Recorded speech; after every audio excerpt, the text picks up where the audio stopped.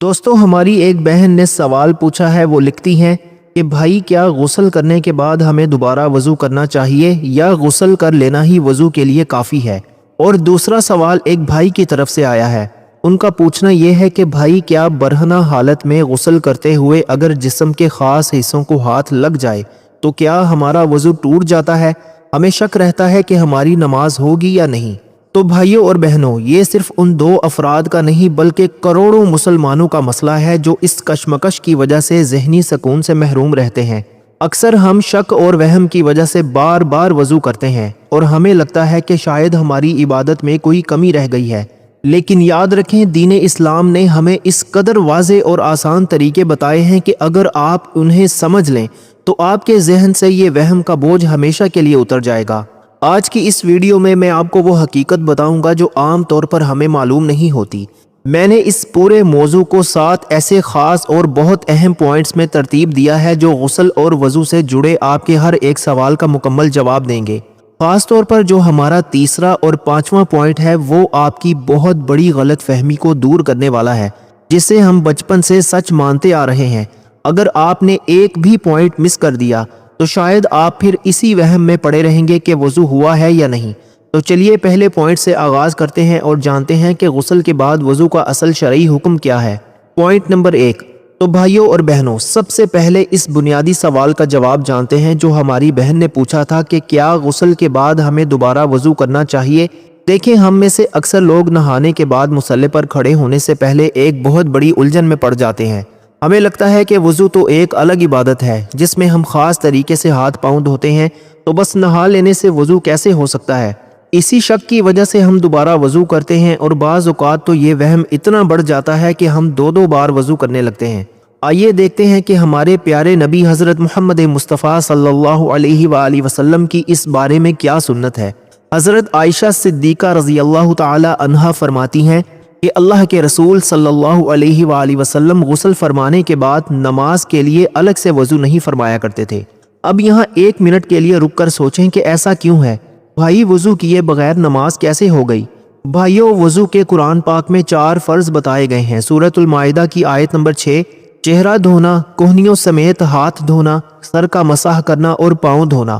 اب آپ خود بتائیں، جب آپ نے غسل کیا اور سر سے لے کر پاؤں تک پورے جسم پر پانی بہا لیا تو کیا وضو کے یہ چاروں حصے خود بخود نہیں دھل گئے؟ بالکل دھل گئے۔ جب وضو کے تمام ارکان غسل کے پانی میں ہی مکمل ہو گئے تو پھر الگ سے وضو کرنا صرف وقت کا ضیاع اور شیطان کا ڈالا ہوا ایک ایسا وسوسہ ہے جو آپ کی عبادت کے سکون کو برباد کرنے کے لیے ڈالا جاتا ہے۔ تو دوستو، اس کا فائنل سلوشن یہ ہے کہ اگر آپ نے غسل کے شروع میں وضو کیا ہے یا غسل کے دوران صرف نیت کر لی ہے کہ میں پاکی حاصل کر رہا ہوں اور پانی پورے جسم پر بہہ گیا ہے تو آپ کا وضو مکمل ہے۔ آپ اسی حالت میں جا کر نماز پڑھ سکتے ہیں۔ دوبارہ وضو کرنا نہ صرف غیر ضروری ہے بلکہ سنت کے خلاف بھی ہے، کیونکہ اللہ کے نبی صلی اللہ علیہ وآلہ وسلم غسل کے بعد وضو نہیں کرتے تھے۔ لیکن بھائیوں، یہاں ایک بہت بڑا خطرہ موجود ہے۔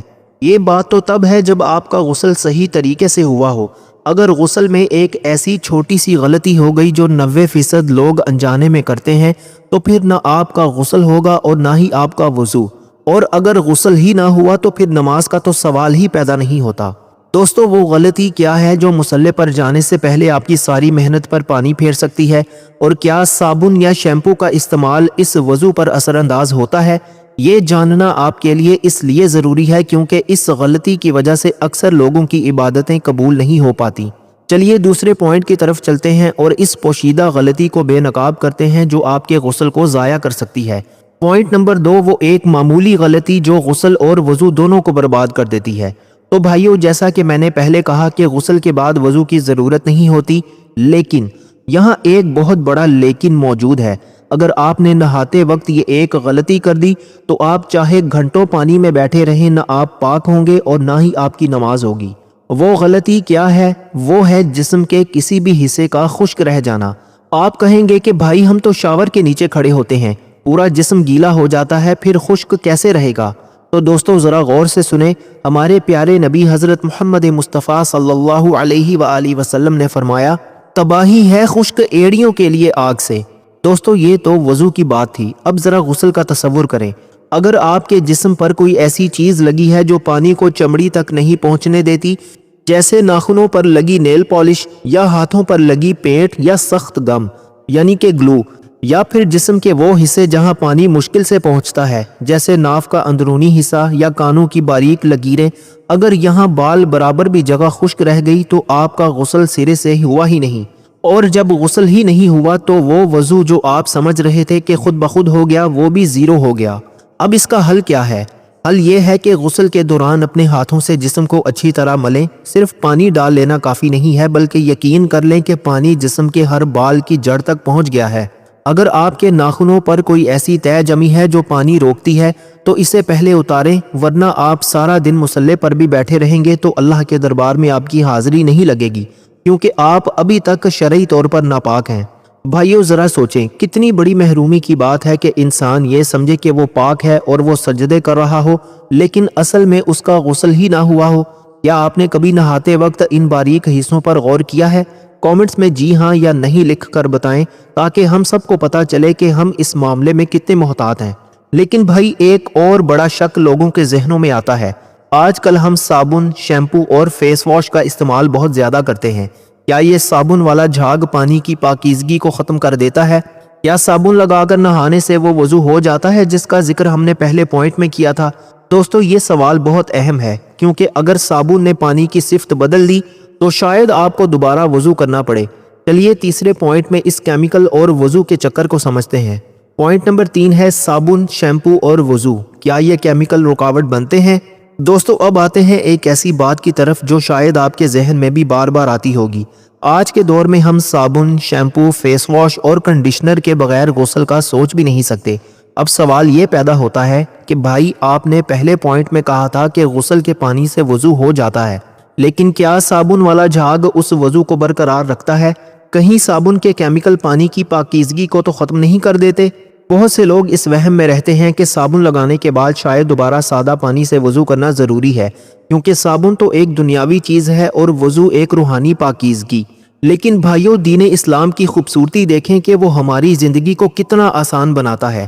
فقہ اسلامیہ کا ایک بڑا ہی سادہ اصول ہے کہ جب تک پانی کی بنیادی صفت یعنی اس کا پتلا پن اور بہاؤ برقرار ہے وہ پاک کرنے والا ہی رہے گا۔ صابن یا شیمپو کا استعمال پانی کو ناپاک نہیں کرتا، بلکہ یہ تو آپ کے جسم کی میل کچیل دور کرنے میں مدد دیتا ہے، جو کہ پاکیزگی کا ہی ایک حصہ ہے۔ اب دوستو اس کا جواب یہ ہے کہ آپ چاہے کتنا ہی صابن یا شیمپو استعمال کریں، جب آپ آخر میں اپنے جسم پر پانی بہا لیتے ہیں اور وہ جھاگ صاف ہو جاتا ہے تو آپ کا غسل بھی ہو جاتا ہے اور اس پانی سے آپ کا وہ خودکار وضو بھی مکمل ہو جاتا ہے۔ نبی کریم صلی اللہ علیہ وآلہ وسلم کے دور میں صدر یعنی بیری کے پتے استعمال کیے جاتے تھے، جو صابن کی طرح جھاگ اور صفائی پیدا کرتے تھے۔ آپ صلی اللہ علیہ وآلہ وسلم نے فرمایا، اسے پانی اور بیری کے پتوں سے غسل دو۔ اگر بیری کے پتوں سے صفائی کرنے کے بعد غسل اور پاکیزگی ہو سکتی ہے تو آج کے صابن اور شیمپو سے بھی آپ کا وضو 100% مکمل ہو جائے گا۔ آپ کو دوبارہ وضو کرنے کی بالکل ضرورت نہیں ہے۔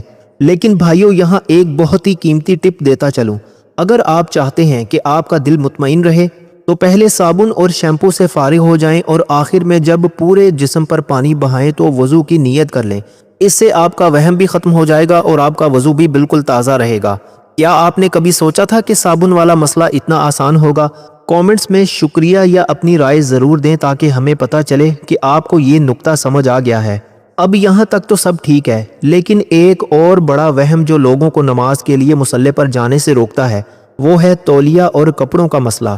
اکثر لوگ کہتے ہیں کہ بھائی اگر نہانے کے بعد ہم نے تولیے سے جسم رگڑا یا گیلے جسم پر کپڑے پہنے تو کیا ہمارا وہ وضو ٹوٹ جائے گا؟ کیا رگڑ لگنے سے وضو کچا ہو جاتا ہے؟ یہ چوتھا پوائنٹ ہر اس بندے کے لیے ہے جو نہانے کے بعد وضو ٹوٹنے کے ڈر سے پریشان رہتا ہے۔ چلیے اس کا سچ جانتے ہیں۔ پوائنٹ نمبر 4 ہے تولیے کا استعمال اور کپڑے بدلنا، کیا وضو ٹوٹ جاتا ہے؟ تو دوستو اب ایک ایسے مسئلے پر بات کرتے ہیں جو ہر گھر میں ہوتا ہے۔ آپ غسل کر کے نکلے، آپ کا وضو ہو چکا ہے، لیکن اب آپ نے تولیہ اٹھایا اور اپنا جسم خشک کرنا شروع کیا۔ یہاں شیطان ذہن میں ایک وسوسہ ڈالتا ہے کہ ارے بھائی تم نے اتنی زور سے جسم رگڑا ہے، کہیں تمہارا وضو تو نہیں ٹوٹ گیا؟ یا پھر جب ہم گیلے جسم پر کپڑے پہنتے ہیں تو ہمیں لگتا ہے کہ اس سارے عمل میں وضو کچا ہو گیا ہے، بہت سے لوگ سمجھتے ہیں کہ وضو کے بعد اگر جسم کو کپڑے یا تولیے سے چھو لیا جائے تو وہ وضو ضائع ہو جاتا ہے۔ میرے بھائیوں اور بہنوں، یہ سراسر ایک غلط فہمی ہے۔ اسلام ہمیں صفائی کا حکم دیتا ہے اور تولیہ استعمال کرنا صفائی کا ہی ایک ذریعہ ہے۔ ہمارے پیارے نبی حضرت محمد مصطفیٰ صلی اللہ علیہ وآلہ وسلم کے بارے میں حضرت میمونہ رضی اللہ تعالی عنہا فرماتی ہیں کہ آپ علیہ الصلاۃ والسلام نے غسل یعنی جنابت کیا، پھر میں نے آپ علیہ الصلاۃ والسلام کو ایک کپڑا یعنی تولیہ دیا، تو آپ علیہ الصلاۃ والسلام نے اسے ہاتھ نہیں لگایا یعنی استعمال نہیں کیا، لیکن اپنے ہاتھوں سے پانی جھاڑنے لگے۔ دوستو، اب اس حدیث مبارکہ کو غور سے سمجھیں۔ آپ علیہ الصلاۃ والسلام نے تولیہ اس لیے واپس نہیں کیا تھا کہ اسے استعمال کرنے سے وضو ٹوٹ جاتا ہے، بلکہ اس وقت آپ علیہ الصلاۃ والسلام کا اپنا ایک خاص طریقہ تھا، یا شاید آپ کو اس کی ضرورت محسوس نہیں ہوئی، لیکن محدثین اور علماء کرام کا اس بات پر اتفاق ہے کہ تولیے سے جسم خشک کرنا بالکل جائز ہے اور اس سے وضو پر 0% بھی فرق نہیں پڑتا۔ اسی طرح غسل کے بعد کپڑے بدلنا ایک ضرورت ہے۔ کپڑے بدلنے سے چاہے وہ پرانے ہوں یا نئے، آپ کا وضو نہیں ٹوٹتا۔ وضو صرف ان چیزوں سے ٹوٹتا ہے جو جسم کے اندر سے خارج ہوں، جیسے ہوا کا خارج ہونا یا واش روم جانا۔ باہر سے کسی چیز کا جسم کو لگنا وضو نہیں توڑتا۔ بھائیو، کیا آپ کو بھی پہلے یہی لگتا تھا کہ تولیہ استعمال کرنے سے وضو کچا ہو جاتا ہے، یا آپ نہانے کے بعد بغیر تولیے کے ہی خشک ہونے کا انتظار کرتے ہیں؟ سچ بتائیے گا کامنٹس میں۔ آپ کے جوابات سے دوسرے بھائیوں کو بھی حوصلہ ملے گا۔ لیکن اب ہم اس ویڈیو کے سب سے خطرناک اور حساس حصے کی طرف بڑھ رہے ہیں۔ یہاں تک تو ہم نے وہم دور کر لیے، لیکن وہ جو بھائی نے دوسرا سوال پوچھا تھا کہ برہنہ حالت میں نہاتے ہوئے اگر ہاتھ شرمگاہ کو لگ جائے تو کیا ہوگا؟ یاد رکھیں، اس پر دو ایسی احادیث ہیں جو بظاہر ایک دوسرے کے الٹ نظر آتی ہیں۔ ایک حدیث کہتی ہے کہ وضو نہیں ٹوٹتا، جبکہ دوسری حدیث سخت وارننگ دیتی ہے۔ اگر آپ نے یہ نقطہ نہ سمجھا تو ہو سکتا ہے آپ ناپاکی کی حالت میں ہی نماز پڑھ لیں۔ چلیے 5ویں پوائنٹ میں اس بڑے سچ سے پردہ اٹھاتے ہیں۔ پوائنٹ نمبر 5، برہنہ حالت میں جسم کو ہاتھ لگنا۔ دوستو، اب ہم اس سوال کی طرف آ گئے ہیں جو ہمارے ایک بھائی نے پوچھا تھا اور جو یقیناً آپ سب کے ذہنوں میں بھی ہوگا۔ سوال یہ تھا کہ بھائی، ہم غسل تو کر رہے ہیں لیکن ہم بالکل برہنہ یعنی بغیر کپڑوں کے ہیں، تو کیا اس حالت میں اپنے ہی جسم کے خاص حصوں کو ہاتھ لگ جانے سے وضو ٹوٹ جائے گا؟ دوستو، یہ وہ جگہ ہے جہاں بہت سے لوگ غلطی کر جاتے ہیں۔ آئیے پہلے اس حدیث مبارکہ کو دیکھتے ہیں جو ہمارے دل کو اطمینان دیتی ہے۔ حضرت طلق بن علی رضی اللہ تعالی عنہ بیان کرتے ہیں کہ ایک شخص نے نبی کریم صلی اللہ علیہ وآلہ وسلم سے پوچھا کہ کیا نماز میں کپڑے کے اوپر سے یا غسل کے دوران اپنے جسم کو ہاتھ لگنے سے وضو ٹوٹ جاتا ہے؟ تو آپ صلی اللہ علیہ وآلہ وسلم نے ارشاد فرمایا، نہیں، وہ بھی تو تمہارے جسم کا ہی ایک حصہ ہے۔ سبحان اللہ۔ دوستو، اسلام کتنا آسان ہے۔ آپ صلی اللہ علیہ وآلہ وسلم نے ایک خوبصورت لاجک دی کہ جیسے تمہارا ہاتھ، تمہارا کان یا تمہاری ناک تمہارے جسم کا حصہ ہے، ویسے ہی وہ حصہ بھی تمہارے جسم کا انگ ہے، تو اسے چھونے سے وضو کیوں ٹوٹے گا؟ اس حدیث کو سن کر تو ہمیں بڑی راحت ملتی ہے کہ چلو بھائی، غسل کے دوران اگر ہاتھ لگ بھی گیا تو فکر کرنے کی کوئی بات نہیں، ہمارا وضو برقرار ہے۔ لیکن ٹھہریے، اگر بات اتنی ہی سادہ ہوتی تو میں اسے خطرناک نقطہ نہ کہتا۔ بھائیو، یہاں ایک بہت بڑا علمی موڑ آتا ہے۔ جہاں یہ حدیث موجود ہے وہیں ایک اور صحیح حدیث بھی موجود ہے جو بظاہر اس کے بالکل الٹ بات کرتی ہے، اور وہ حدیث اتنی سخت ہے کہ وہ آپ کو دوبارہ وضو کرنے پر مجبور کر سکتی ہے۔ اگر آپ نے صرف اس ایک حدیث یعنی پوائنٹ نمبر 5 پر عمل کیا اور دوسری کو چھوڑ دیا تو ہو سکتا ہے کہ آپ کی پوری زندگی کی نمازیں ایک غلط فہمی کی نظر ہو جائیں۔ اب سوال یہ ہے کہ کیا وہ دوسری حدیث اس پہلی حدیث کو منسوخ کر دیتی ہے، یا ان دونوں کے درمیان کوئی ایسا راستہ ہے جو ہمیں صحیح منزل تک پہنچائے؟ بھائیو، کیا آپ نے کبھی یہ سوچا تھا کہ ایک ہی مسئلے پر دو مختلف باتیں ہو سکتی ہیں؟ یہی تو دین کی گہرائی ہے۔ کامنٹس میں لکھیں، یا اللہ ہمیں صحیح سمجھ عطا فرما تاکہ ہم سب مل کر حق بات کو جان سکیں۔ لیکن اس سے پہلے کہ میں وہ دوسری حدیث آپ کو بتاؤں، ہمیں ایک اور مسئلے کو حل کرنا ہے جو غسل کے فوراً بعد پیش آتا ہے، یعنی پرانے اور نئے کپڑوں کا وہم۔ اکثر لوگ کہتے ہیں کہ بھائی، اگر ہم نے نہانے کے بعد وہی پرانے کپڑے دوبارہ پہن لیے جو ہم نے اتارے تھے تو کیا ہمارا وضو ختم ہو جائے گا، یا صرف نئے کپڑوں میں ہی وضو رہتا ہے؟ یہ چھٹا پوائنٹ آپ کے اس وہم کو جڑ سے ختم کر دے گا، جس کے بعد ہم فائنل پوائنٹ میں اس ہاتھ لگنے والی گتھی کو ہمیشہ کے لیے سلجھائیں گے۔ دوستو، پوائنٹ نمبر 6 ہے پرانے کپڑے دوبارہ پہننا۔ کیا ناپاکی واپس آ جاتی ہے؟ دوستو، غسل تو ہو گیا، وضو بھی ہو گیا، اب باری آتی ہے کپڑے پہننے کی۔ یہاں ایک بہت عجیب وہم ہمیں گھیر لیتا ہے۔ فرض کریں آپ کے پاس صاف کپڑے موجود نہیں تھے اور آپ نے وہی کپڑے دوبارہ پہن لیے جو نہانے سے پہلے آپ نے اتارے تھے۔ اب ذہن میں سوال آتا ہے کہ بھائی میں نے تو ابھی پاکیزگی حاصل کی ہے، لیکن یہ کپڑے تو وہ ہیں جن میں مچھروں نے مجھے کاٹا تھا، پسینہ لگا تھا، تو کیا انہیں پہننے سے میرا وضو ٹوٹ گیا؟ بھائیو، اس بات کو پلے باندھ لیں کہ وضو کا ٹوٹنا اور کپڑوں کا ناپاک ہونا دو الگ الگ چیزیں ہیں۔ اگر آپ کے پرانے کپڑوں پر کوئی نجاست غلیظہ یعنی ایسی ناپاکی جو اسلام میں نماز سے روکتی ہے جیسے پیشاب وغیرہ نہیں لگی تھی، تو محض پسینہ آنے یا انہیں دوبارہ پہن لینے سے آپ کا وضو ہرگز نہیں ٹوٹتا۔ ہمارے پیارے نبی صلی اللہ علیہ وآلہ وسلم کا فرمان عالی شان ہے کہ مومن کبھی ناپاک نہیں ہوتا۔ اس کا مطلب یہ ہے کہ آپ کی اپنی پاکیزگی آپ کے بدن کے ساتھ ہے، کپڑوں کے ساتھ نہیں۔ اگر آپ کے پرانے کپڑے صاف ہیں یعنی ان پر کوئی ظاہری ناپاکی نہیں لگی، تو آپ انہیں پہن کر بلا جھجک نماز پڑھ سکتے ہیں۔ پسینہ وضو نہیں توڑتا اور نہ ہی پرانے کپڑے پہننے سے غسل ضائع ہوتا ہے۔ ہاں، اگر آپ کے پاس نئے اور صاف ستھرے کپڑے میسر ہوں تو انہیں پہننا مستحب اور بہتر ہے، کیونکہ اللہ کے دربار میں بن سنور کر جانا پسندیدہ ہے۔ لیکن اگر نہیں ہے تو پرانے کپڑے آپ کی نماز اور وضو میں رکاوٹ نہیں بنیں گے۔ بھائیو، کیا آپ کے ساتھ بھی ایسا ہوا ہے کہ کپڑے نہ ملنے کی وجہ سے آپ نے نماز ہی چھوڑ دی ہو یا دیر کر دی ہو؟ کامنٹس میں ضرور بتائیں تاکہ ہم ایک دوسرے کی اصلاح کر سکیں۔ یاد رکھیں، شیطان ہمیں چھوٹے چھوٹے بہانوں سے اللہ کے سجدے سے دور کرنا چاہتا ہے، لیکن اب وقت آ گیا ہے اس سب سے بڑے سسپینس کو کھولنے کا۔ ہم نے پوائنٹ نمبر 5 میں ایک حدیث سنی تھی کہ ہاتھ لگنے سے وضو نہیں ٹوٹتا، لیکن میں نے آپ کو وارننگ دی تھی کہ ایک دوسری حدیث اس کے بالکل الٹ ہے۔ وہ دوسری حدیث کیا ہے اور وہ کون سی ایسی شرط ہے جسے اگر آپ نے پورا نہ کیا تو آپ کا وضو 100% ٹوٹ جائے گا؟ غسل اور وضو کے اس پورے سفر کا سب سے اہم فیصلہ اس 7ویں پوائنٹ میں ہونے والا ہے۔ چلیے اس آخری گتھی کو سلجھاتے ہیں۔ Point number 7۔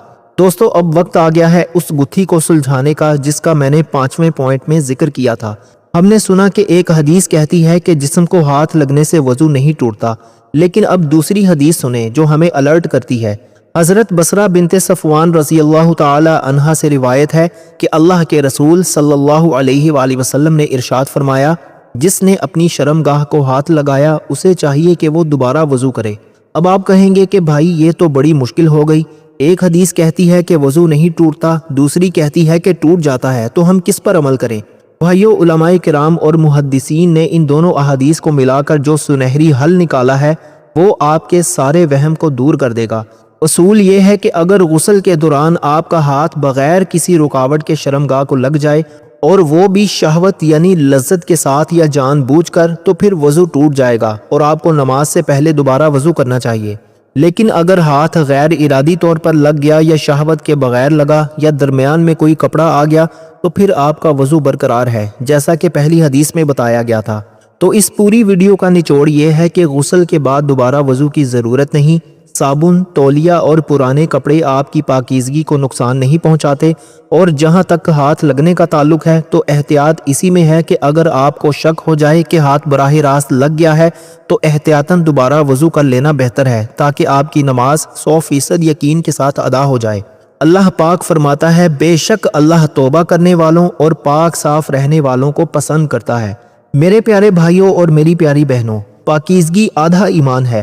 امید ہے آج کی یہ ویڈیو آپ کے ذہن میں موجود سالوں پرانے شکوک و شبہات کو ختم کر چکی ہوگی۔ اب آپ سے ایک چھوٹی سی درخواست ہے، اگر اس ویڈیو سے آپ کی کوئی ایک غلط فہمی بھی دور ہوئی ہے تو اسے اپنے دوستوں اور گھر والوں کے ساتھ ضرور شیئر کریں، کیونکہ دین کی بات پھیلانا صدقہ جاریہ ہے۔ کامنٹس میں سبحان اللہ ضرور لکھیے گا تاکہ مجھے پتا چلے کہ آپ کو میری بات سمجھ آ گئی ہے۔ اپنا بہت خیال رکھیے گا۔ اللہ حافظ۔